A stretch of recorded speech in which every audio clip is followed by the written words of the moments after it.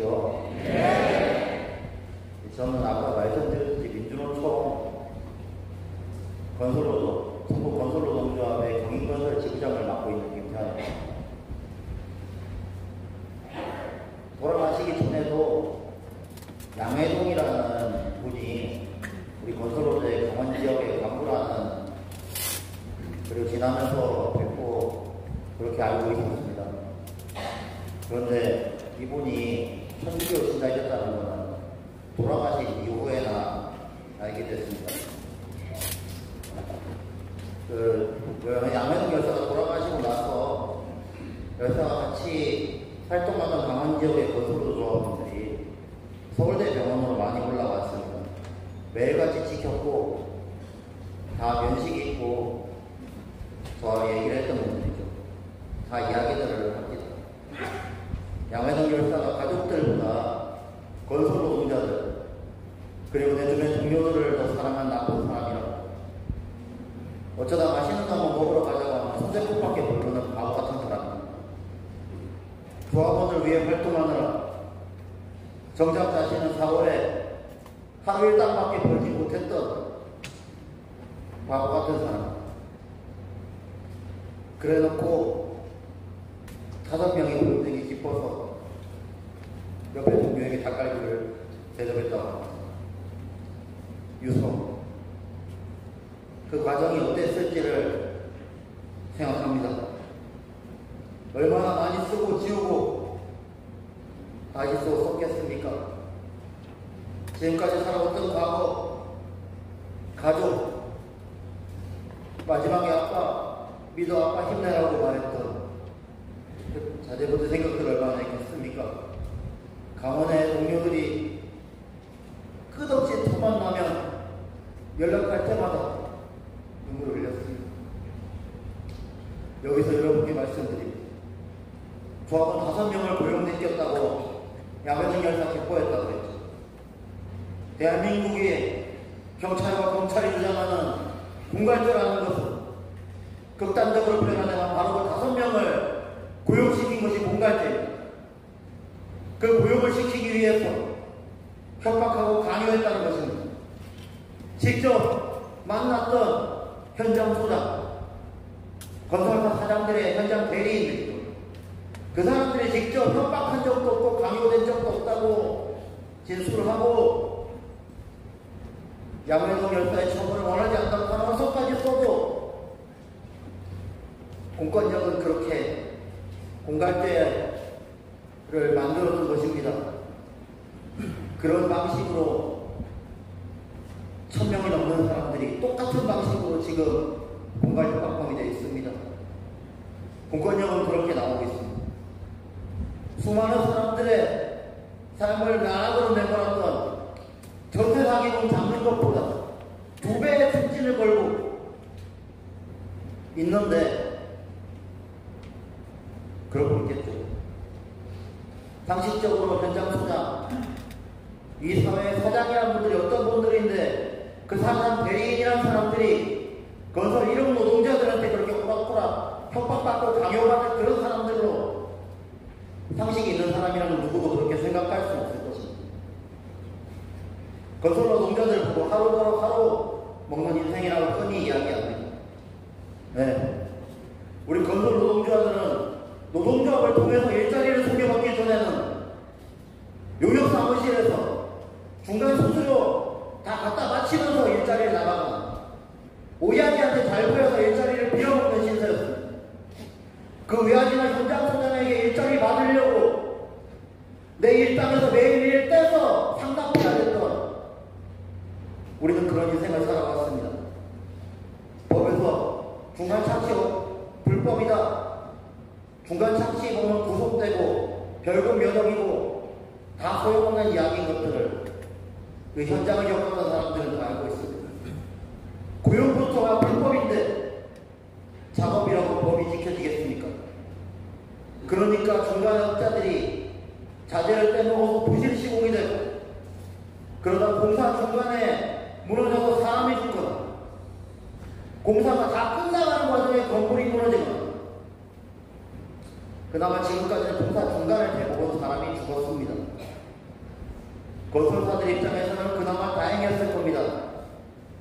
건설 노동자 목숨과 얼마좀 치르면 다들 사람이 죽어서 올라간 건물이라는 것들을 모두가 잊었기 때문에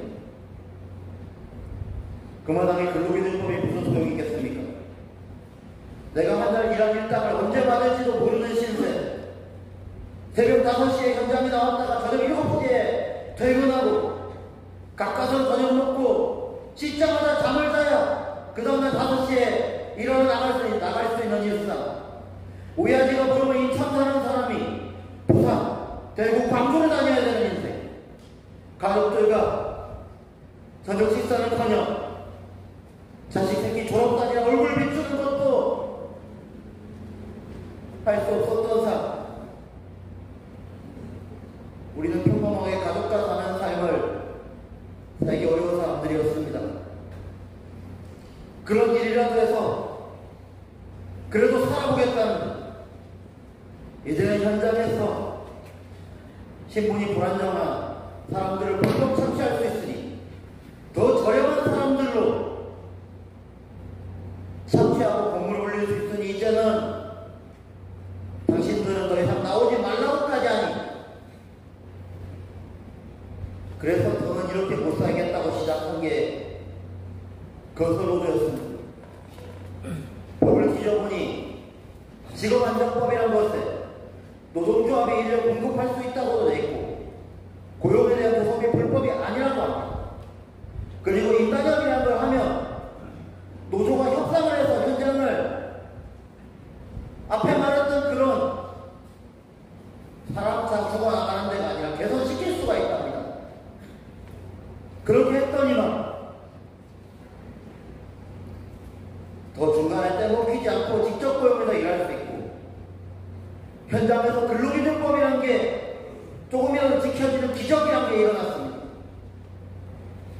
몇 년 전에 1년에 800명 가까이 죽어나갔던, 하루에 2~3명씩 죽어나가는 건설 노동자들이 정부가 말했듯이 노동조합이 득세했다는 작년에는 1년에 416분이 돌아가셨답니다. 그렇습니다. 아직 부족하고 거기까지밖에 우리는 현장을 바꾸지 못했습니다만, 그래도 언젠가는 단 한 명도 죽지 않는 현장 만들 수 있다는 것은 건설노동하는 우리 건설 노동자들 모두의 희망이었습니다. 그 희망이 무너지고 건설노조 활동했던 이후로 공갈협박 범죄자 취급받았을 때 야외노 열사는 절망할 수밖에 없었을 겁니다. 열사의 일수에서 건설노조 탄압 중단시켜달라, 억울하게 구속된 사람들을 풀어달라, 윤석열 정권을 퇴진시켜달라, 그런 부탁의 말들이 있죠. 말은 쉬워서 실제 이루어지기 쉽지 않은 이야기들을 써나가면서 야외노 열사는 정말로 스스로 떠나겠다 마음먹었던 것들이 동료들에게 미안했을 겁니다. 더는 견딜 수 없는 절망 속에 다른 선택지가 보이지 않아 죽음으로 내몰렸지만, 요사에서 부탁대로 문제였다면 그렇게 내몰리지도 않았을 것이기 때문에 다른 동료들을 위해서 더더욱 마지막 말들을 남기고 됐을 것입니다. 이 자리에 계신 신자 여러분, 저는 천주교를 잘 모릅니다만은 예수님께서 사람의 아들로 태어나 목수로 가셨고, 예수님은 가장 낮은 곳에 임하셨다는 그런 이야기를 들어본 적이 있습니다. 목수는 지금도 우리 조합원의 대다수를 차지하는 대표적인 건설노동자의 직업이기도 합니다. 아마도 예나 지금이나 건설노동자들이 높은 곳에 있는 사람들은 아니었나 봅니다. 하지만 하나님의 아드님인 예수님이 사람의 아들로 태어나 인간의 죄를 십자가에 지고 가장 높은 곳으로 가시고 언젠가 부활하실 것이라고 들었습니다. 저는 감히 양해도 일사께서 걸으셨던 모습이 예수님께서 걷고자 걸으셨던 길을 조금은 닮아있지 않는가라고 감히 말씀드립니다. 건설 노동자의 열사의 죽음이 이 땅의 모든 건설 노동자들에 대한 노동조합 탄압이 물론 사회적 파살이었고, 이것이 이 나라 국가 공동체가 인간에게 지은 죄악이기 때문입니다. 그리고 유서에 남긴 모든 부탁들은 이 땅의 모든 건설 노동자들이 짊어지고 있던 고통을 스스로 십자가에 지고 대변한 것이나 마찬가지가 아닐까라고 저는 감히 생각합니다. 저는 그 부탁에 대해 살아있는 우리가 답을 해야 된다고 믿습니다. 열사는 노동자가 주인이 되는 세상을 만들어 나가고 있죠. 건설노조와 건설노동자들에 대한 비인간적인, 정말 사람 취급도 하지 않는 이런 탄압을 넘어서 이 사회의 밑바닥이었다는 건설노동자들도 우리 사회의 주인으로서 사람답게 살 수 있는 세상을 만드는 것이 양회동 열사의 부활이고 열사의 영혼을 가장 높은 곳으로 보내드리는 것이 아닌가라고 저는 생각합니다. 윤석열 정권은 열사가 돌아가셨어도 여전히 건설 노동자들, 건설 노조에 대한 탄압을 멈출 생각이 없습니다. 그 후에도 공갈 협박으로 건설 노동자들은 여전히 구속됐고 압수수색이 이루어지고 수사를 받았습니다. 심지어는 양회동 열사의 영접을 모시고 추모하겠다는 분향소마저도 폭력으로 부셔버리는 정권이 있는 것입니다. 그 마당에 어떤 것을 이 정권에 뭔가 기대할 수는 없을 것 같습니다. 네. 지상의 권력자들이 탄압하려는 마음대로 하라고 하겠습니다. 하지만 결국 그 탄압은 가장 낮은 곳에 있는 건설 노동자들이, 건설 노조가 반드시 넘어설 것입니다. 이 자리에 함께 해주신 분들이 그 낮은 곳의 건설 노동자들과 함께 해주실 것이라고 믿고 있습니다. 고맙습니다.